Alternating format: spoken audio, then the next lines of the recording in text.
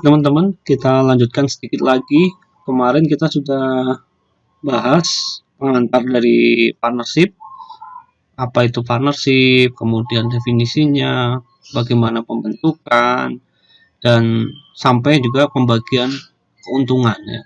Kemarin kita sudah sampai pembagian keuntungan, ada berbagai opsi, ada yang dibagi rata, ada kemudian yang mempertimbangkan semacam gaji ya, kemudian mempertimbangkan imbal hasil investasi.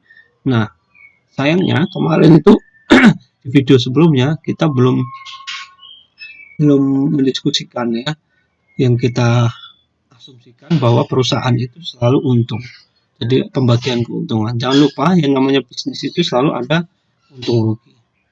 Ini sebenarnya sudah dibahas dalam buku, cuman ada di footnote ya, ada catatan kecil di bawah.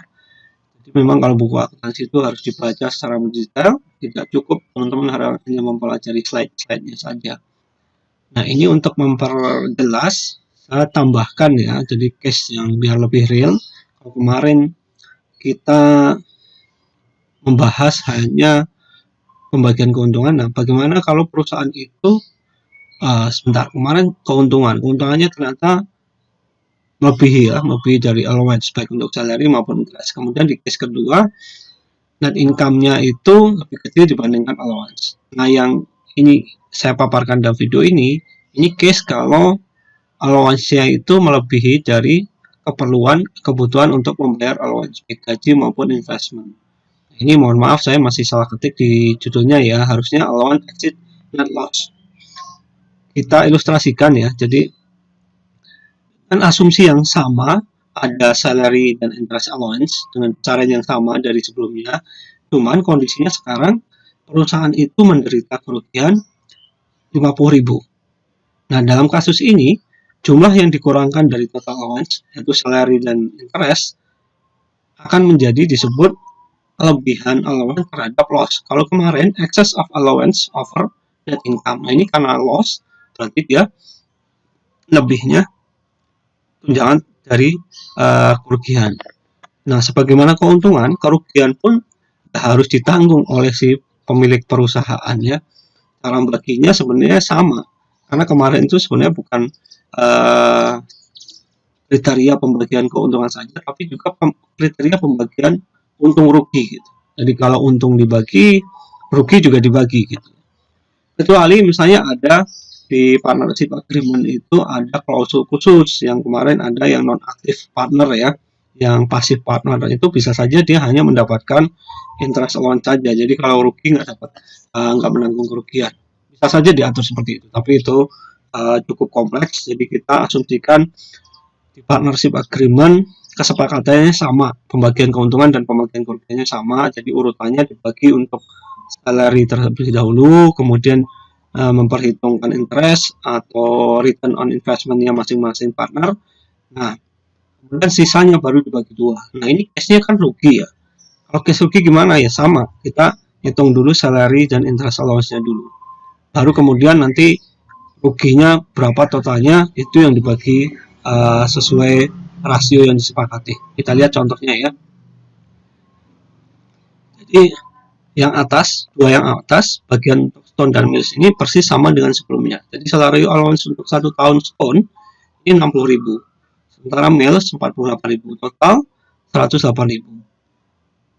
Allowance untuk interest atau return on investment-nya untuk Stone-nya juga sama, 19.200, dan Mills 14.400, 33.600. Nah, sebenarnya hak dari Stone dan Mills dari effort dia menjalankan perusahaan dan dia menanam modal itu adalah sebesar 79.200 untuk Stone dan Mills 62.400. Jadi total haknya pemilik itu sebenarnya 141.600. Nah, cuman karena di sini perusahaan menderita kerugian, jadi di sini allowance ini harus dikurangi ya. Kalau kemarin dikurangi biar menjadi 100.000. Nah, ini harus dikurangi menjadi sebesar loss-nya.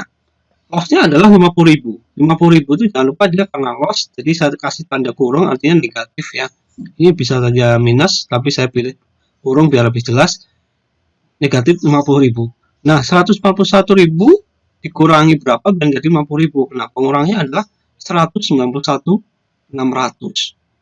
Biar total akhirnya menjadi minus 50.000. Kalau kemarin yang waktu net income-nya lebih kecil dari total allowance yang 100.000, hanya 141.000 dikurangi 41.600. Nah, ini karena loss-nya bukan hanya kurang tapi malah loss, berarti kurangnya lebih banyak dari allowance, 191.600. Nah, ini excess of allowance ini dibagi rata karena kesepakatan awal net income maupun net loss-nya dibagi sama besar, kecuali ada pembagian lain misalnya 2:1 atau 3:1, itu lain lagi.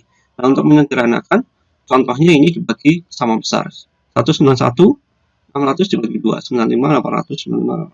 Kita lihat sekarang bagiannya Stone.